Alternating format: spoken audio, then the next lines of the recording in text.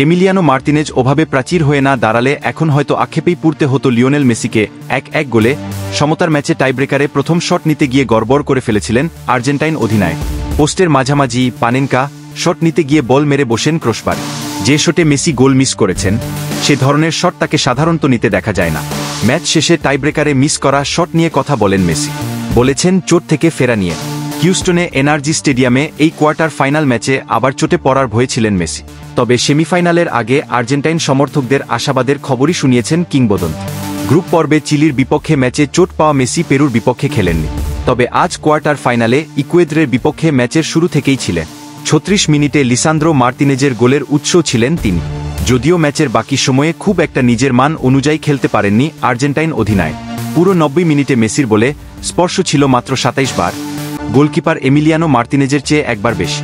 Ecuador প্রথমার্ধে গোল হজম করলেও শেষ দিকে যোগ করা সময়ে সমতায় ফিরেছে। এরপর টাইব্রেকার শুরু হলে মেসি পানেনকা শট নিয়ে মিস করে বসেন। কেন এমন শট সেটি জানাতে গিয়ে মেসি বলেন, খুব বিরক্ত লেগেছে নিজের ওপর।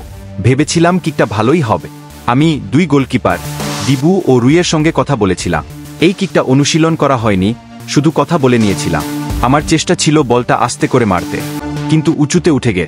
মেসি টাইব্রেকারে শট মিস করলেও এমিলিয়ানো মার্তিনেজ ইকুয়েদরের টানা 2টি শট রুখে দিয়ে আর্জেন্টিনার জয় নিশ্চিত করে দেয়, যেমনটা করেছিলেন 2021 কোপা আমেরিকা এবং 2022 বিশ্বকাপে।